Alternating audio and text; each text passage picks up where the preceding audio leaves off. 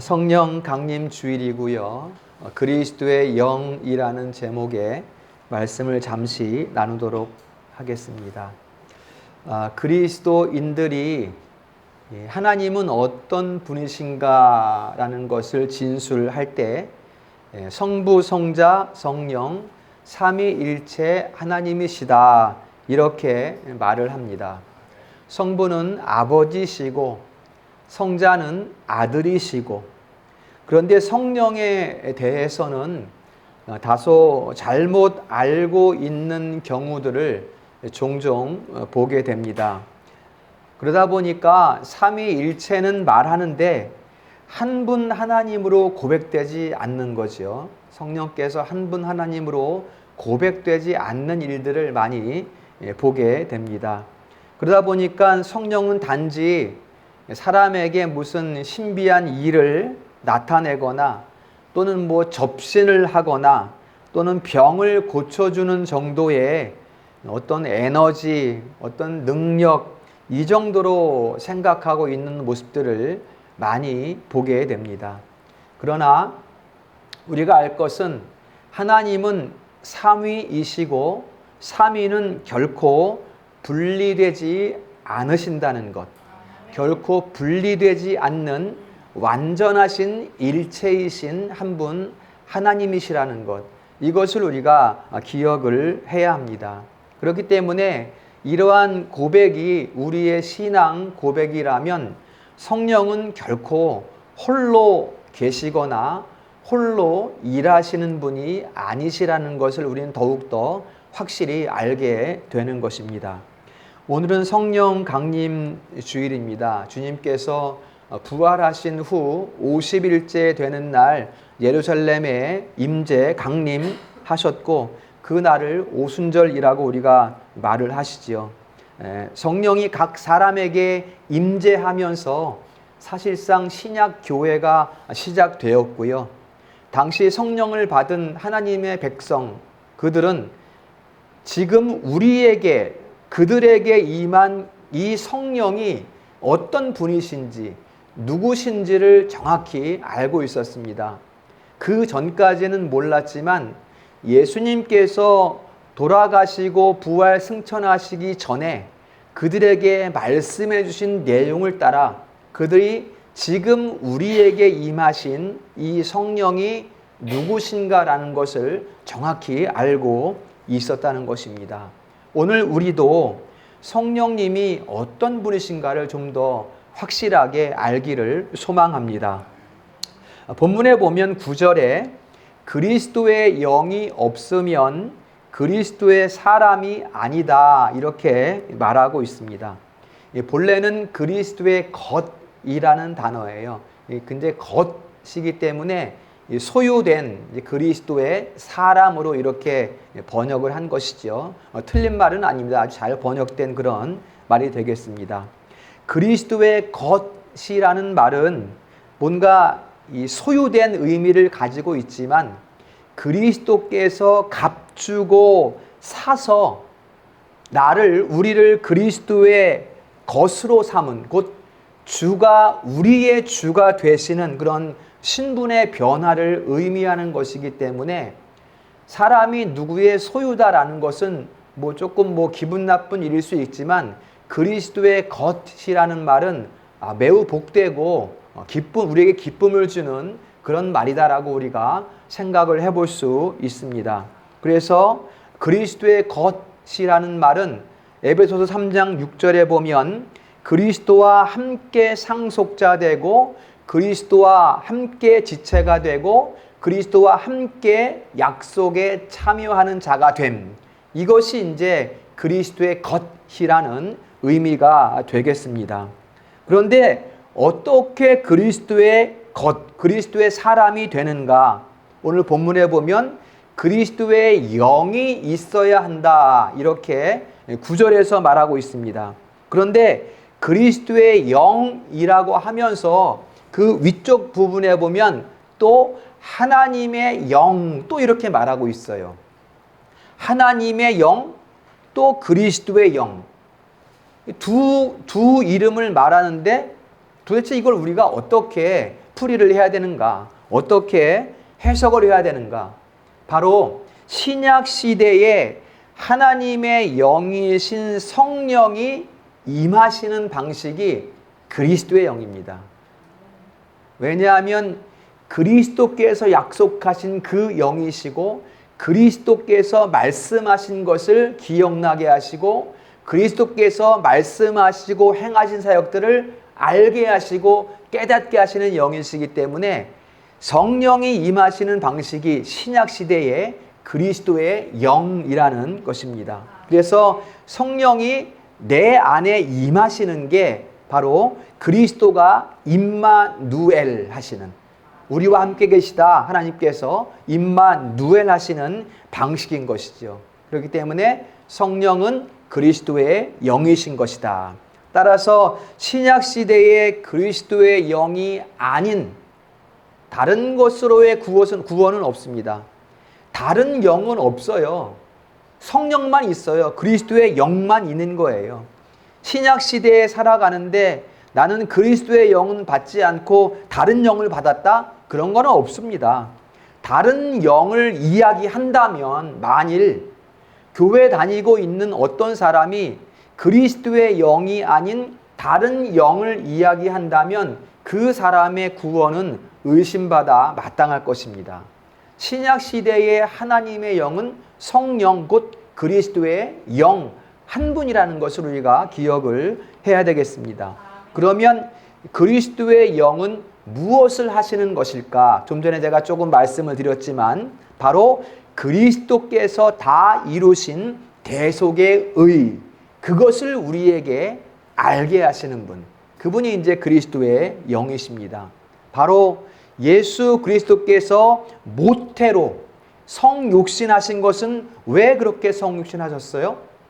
하나님은 굳이 여자의 태에 갇힐 이유가 없죠. 그냥 하나님이시면 오시면 되는데 왜 모태에 잉태되셔서 이 땅에 오셨습니까? 바로 우리의 잉태, 우리가 잉태 때부터 갖게 되는 그 원죄의 시작부터 끝까지 죽음에 이르기까지 모든 죄를 철저하게 대속시키는 그 예수 그리스도의 의, 그 의를 우리에게 알려주시는 영, 그분이 바로 그리스도의 영이다라는 것입니다. 그러니까 철저한 대속을 알려주시는 거예요. 내가 너희들 용서해 줄 테니까 좀 똑바로 살아볼래? 내가 어떻게 사는지 지켜보니까 잘 살아야 돼. 이렇게 말씀하는 분이 아니라 철저하게 너희의 죄가 어떻게 그리스도에 의해서 잉태 때부터 죽음에 이르기까지 완전히 대속되었다는 그 사실을 알게 하시는, 철저한 대속을 알려주시는 영, 그분이 바로 그리스도의 영, 하나님의 성령이시다라는 것입니다. 그렇기 때문에 그 대속의 의를 가르쳐주는 그 가운데에 다른 의는 존재할 수가 없습니다. 오직 그리스도를 믿음으로 우리를 위하여 잉태되셔 성육신하셔서 태어나신 그분을 믿음으로 말미암아 그 믿음에 의하여 그의 의를 내 것 삼아주시는, 그렇기 때문에 우리 편에서 요구되는 것은 믿음 외에는 없어요. 다른 것 우리가 뭐 해서 의를 쌓고 이런 거 없습니다. 오직 그리스도의 의로 말미암아 우리가 그리스도의 것 된다라는 것을 말씀해주고 있는 것입니다. 바로 그 대속의 의를 가르쳐주고 그리스도를 믿게 하시는 분, 어떻게? 믿음을 주셔서 성령이 우리에게 임하시면서 우리에게 믿음을 주신 분이 바로 성령이신 거예요. 한 분 하나님이시지만 성령의 역사 가운데 우리에게 믿음이 주어졌다라는 것입니다. 그렇기 때문에 그리스도의 영이라고 부르는 거죠. 그냥 성령이라고 해도 됩니다, 여러분. 그냥 성령이라고 해도 되지만 또 그리스도의 영이라고도 불리시는 거지요. 특별히 요한복음 14장부터 16장까지는 보혜사 성령에 대해서 말씀하고 14장 16절에는 또 다른 보혜사 이렇게 말해요. 성령을 또 다른 보혜사. 여러분, 또 다른 보혜사라는 것은 원래의 보혜사가 있다는 거잖아요. 바로 그 원래의 보혜사가 바로 그리스도시기 때문에 신약시대의 영은 그리스도의 영이시다, 이렇게 우리가 부르게 되는 것입니다. 그리스도의 영이 아닌 것은 다 거짓 영이에요, 여러분. 무슨 일을 일으키고 뭐 현상을 막 일으키고 나무를 뭐 뽑아 제끼고 유리창을 깨뜨리고 영생은 없는데 구원은 없는데 그런 일을 일으키는 것은 다 거짓 영이란 말이에요, 여러분. 이거 우리가 꼭 기억을 해야 합니다. 성령은 받았다고 하는데 예수 그리스도의 부활을 의심한다면 그건 거짓 영인 거죠. 그리스도의 영을 받으면 그리스도의 부활을 고백하게 되는 거죠. 마땅한 거 아니겠습니까? 예수의 성육신을 부인한다면, 성령을 받았는데, 성령은 그분을 증거하는 분이신데 성령을 받았는데, 영을 받았는데 예수 그리스도의 성육신을 부인한다면 그 영은 거짓 영인 거죠. 이런 것들을 우리가 잘 분별할 수 있어야 합니다. 구약에는 기적도 많이 일어났는데 신약 시대에는 그저 자녀이고 상속자고 지체이고 이게 답니까? 뭐 다른 거 좀 없습니까? 신약 시대에 뭐 좀 획기적인 좋은 일 좀 없습니까? 기적도 막 일어나고 그러면 안 됩니까? 아니에요. 상속자고 지체이고 또 자녀가 다예요. 이게 전부예요. 이게 존재의 변화잖아요, 여러분. 여러분, 만나와 메추라기를 산더미처럼 쌓으면 뭐 하겠어요? 영생을 못 누리는데. 이스라엘 백성들은 40년 동안 만나와 메추라기를 먹으면서도 불평하잖아요. 불평하잖아요. 무슨 소용이 있어, 만나와 메추라기가. 자녀 되는 것이 중요하지. 영생을 얻는 것이 중요하지. 그 만나와 메추라기가 무슨 소용이 있겠냐 말이야. 바위를 깨트려서 생수를 내면 뭐 하겠어요? 내가 구원 받아야지. 맨날 물만 마시면 뭐해? 구원을 못 받는데. 자녀이며 상속자이며 지체된 것이 전부인 거예요, 여러분. 만일 성령께서 이 시대 가운데 어떤 특별한 일을 행하신다면 그것은 역시 자녀이고 상속자이고 지체되게 하시기 위한 것이지요. 이것을 우리가 반드시 잘 알 수 있어야 하겠습니다. 구약 시대는 그런 불평이 있었지만 그래서 신약 시대는 완전히 다른 시대입니다. 영접하는 자, 주 예수를 믿는 자, 요한복음 1장 13절에 보면 혈통으로나 육정으로나 사람의 뜻으로 난 것이 아니라 하나님께로부터 난 자, 갈라디아서 2장 20절로 말하면 이제는 내 안에 그리스도께서 사시는 자, 이들이 바로 자녀이고 상속자인 것이죠. 그래서 그들이 누구인가 오늘 읽진 않았지만 8장 2절 한번 보겠습니다. 그들의 존재, 그 그리스도께서 사시는 그리스도의 영이 내주하시는 그들이 누구신가 2절 3절에서 설명해 주고 있습니다. 2절 한번 읽어봅니다. 시작. 이는 그리스도 예수 안에 있는 생명의 성령의 법이 죄와 사망의 법에서 너를 해방하였습니다. 아멘. 자, 그리스도 예수 안에 있는 생명의 성령의 법이 죄와 사망의 법에서 해방된 자, 그 그리스도의 생명의 성령의 법으로 말미암아 죄와 사망의 법에서 해방된 자, 그들이란 말이에요. 여러분, 생명의 성령의 법이 뭘까요? 은혜의 법이야, 여러분. 은혜의 법. 그리스도의 법이고 은혜의 법을 말하는 거예요, 여러분. 생명의 성령의 법은 이거 해 저거 해 막 요구하는 법이 아니라 그냥 은혜의 법이야. 은혜가 나를 지배하니까 우리는 은혜 안에 있는 거예요. 은혜 아래. 은혜 아래서 도망치고 싶으니까 도망 못 쳐요, 이제는. 그 은혜의 법이 나를 지배하기 때문에 그 은혜 아래에서 떠날 수 없어요. 이 은혜는 불가항력적 은혜예요. 거절할 수 없는 은혜예요. 이게 하나님께서 우리를 향하신 그 사랑이란 말이에요. 하나님을 믿는 일에 우리가 하나님 믿으라고 했으니까 내가 믿겠습니다, 이런 거 아니란 말이에요. 믿음을 주셔서, 믿음을 누가 주셨어요? 성령께서 주셨어요. 그 믿음을 누가 역사해요? 성령께서 역사해요. 믿음도 주시고 믿음도 역사해서 믿게 하셨단 말이에요. 그러니 우리를 그 은혜의 법에서 떠나게 하시겠습니까?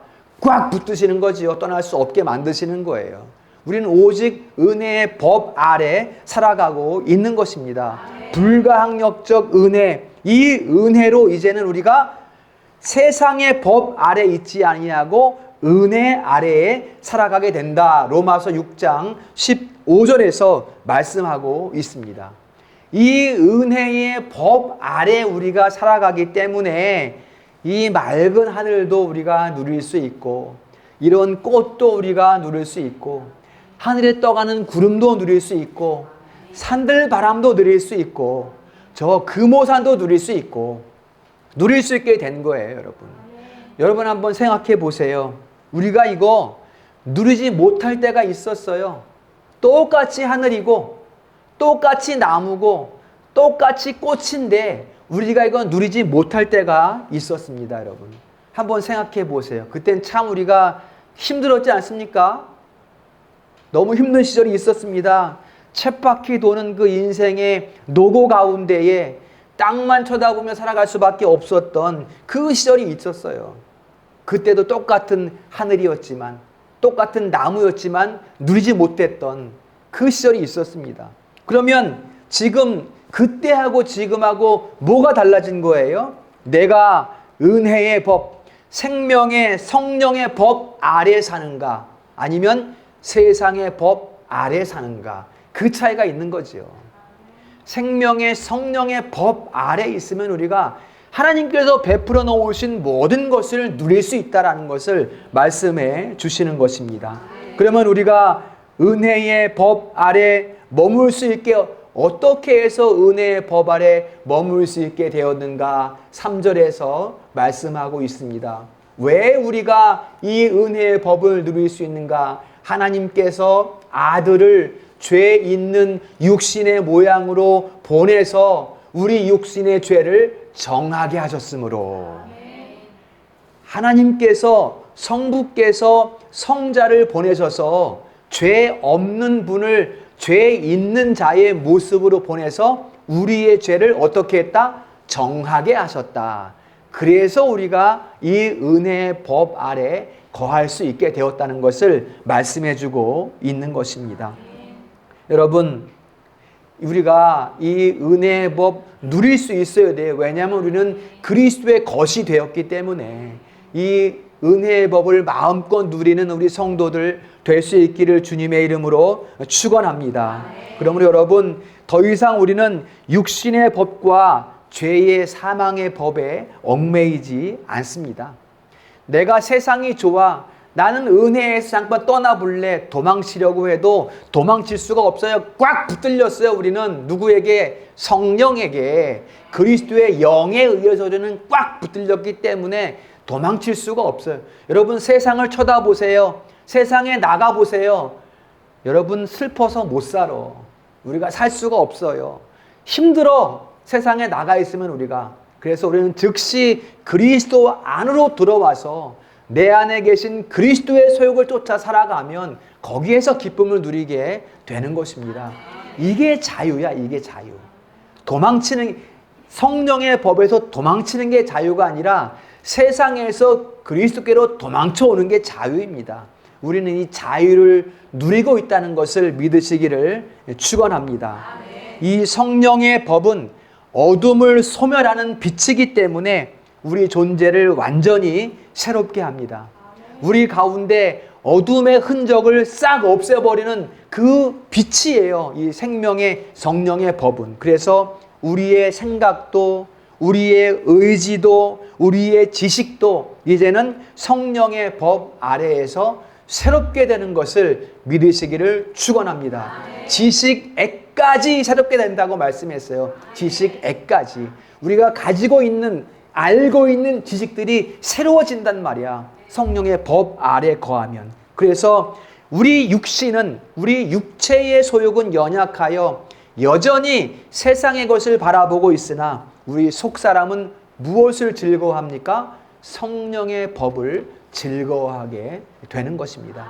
이게 다투는 거예요. 그래서 사도 바울이 어우라 곤고하다 그랬어요. 이 다툼 때문에. 그러나 결국은 생명의 성령의 법 아래서 큰 기쁨을 누리는 사도 바울을 우리는 8장에서 목격하게 되는 겁니다. 그렇기 때문에 여러분, 내 속사람이, 내 육체가 좋아하는 것 말고 내 속사람이 무엇을 좋아하는지를 잘 파악하셔야 돼요.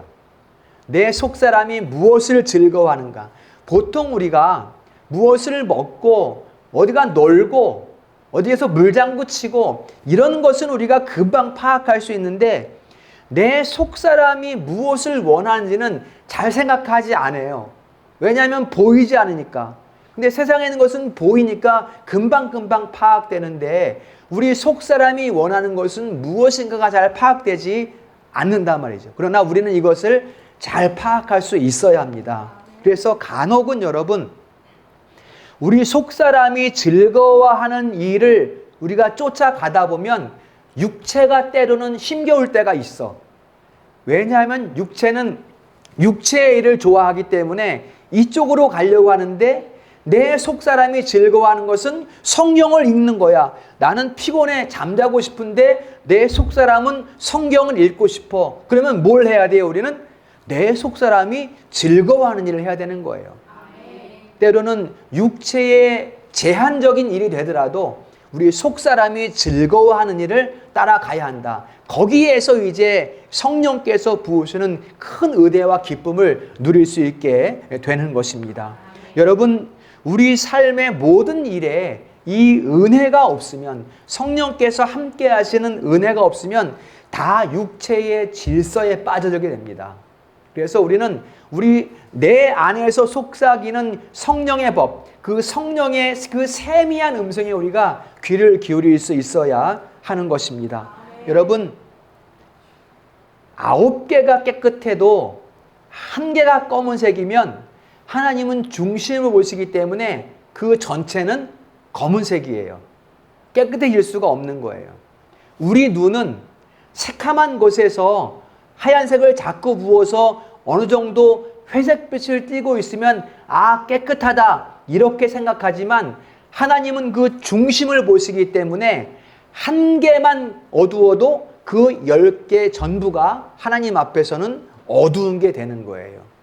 이게 세상 가운데의 육체의 소욕을 따라가는 삶의 모습이 되는 것입니다. 그러나 우리에게는 그리스도의 영이 임하셨기 때문에 그 검은색에서 다 해방된 것을 믿으시기를 축원합니다. 나의 신분이 그리스도의 것이 되게 하셨어요. 아까 기도했지만 안디옥 교회 그 성도들을 세상이 그리스도인이라고 불렀어요. 우리 성도들이 그리스도인이라고 불리시기를 축원합니다. 우리는 그리스도의 것이기 때문에 그리스도인이라고 불려야 하는 것입니다. 죄와 사망의 법에서 해방되었으니 더 이상 죄 가운데 거하지 아니하고 비록 내 육체가 죄의 조건 가운데 있을지라도 이제는 내 안에 그리스도께서 사시니 그리스도인으로 살아가는 성도들 될 수 있기를 축복합니다. 10절 같이 읽습니다. 10절 시작. 또 그리스도께서 너희 안에 계시면 몸은 죄로 말미암아 죽은 것이나 영은 의로 말미암아 살아있는 것이니라. 아멘. 그래야 살아있는 사람이다 이렇게 말하는 거예요. 지금 그리스도께서 내 안에, 성령이 내 안에 계셔야 살아있는 사람이다 이렇게 지금 말씀하고 있는 것입니다.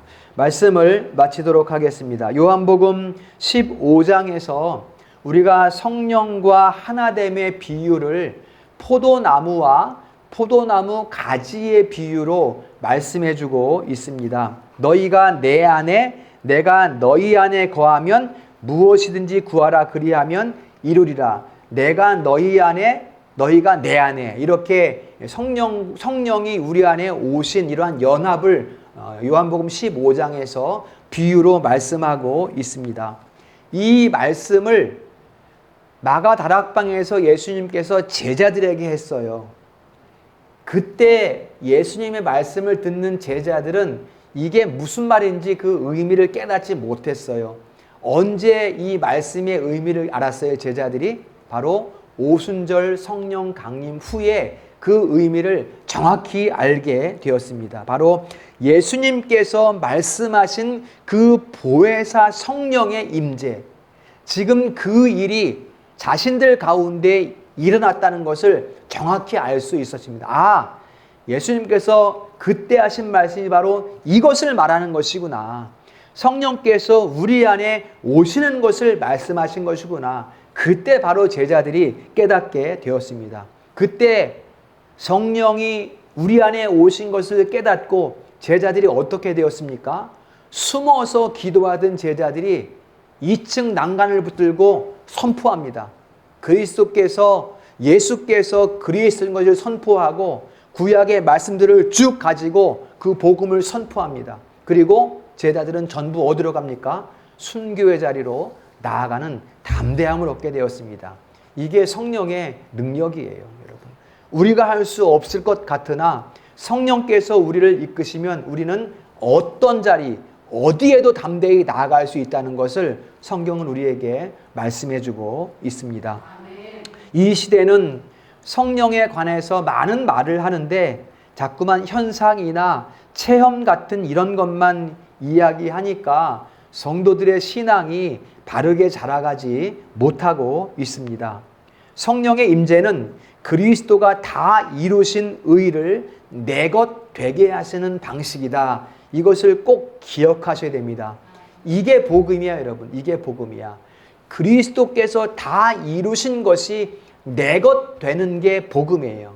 그게 어떻게 이루어졌어요? 그리스도의 영, 성령이 내 안에 내주하심으로, 임재하심으로 그것이 이루어진 것입니다.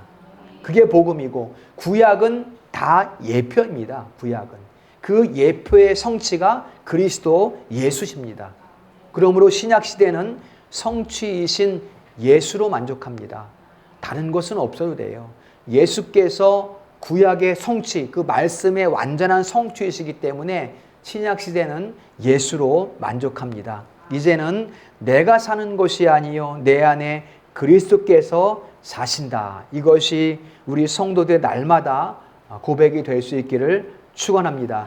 빌립보서 1장 21절 말씀 읽고 마치겠습니다. 시작. 내게 사는 것이 그리스도니 죽는 것도 유익함이라. 아멘. 이 황폐한 흑암의 시대에 우리 성도들이 이 말씀을 굳게 붙들 수 있기를 간절히 소망합니다.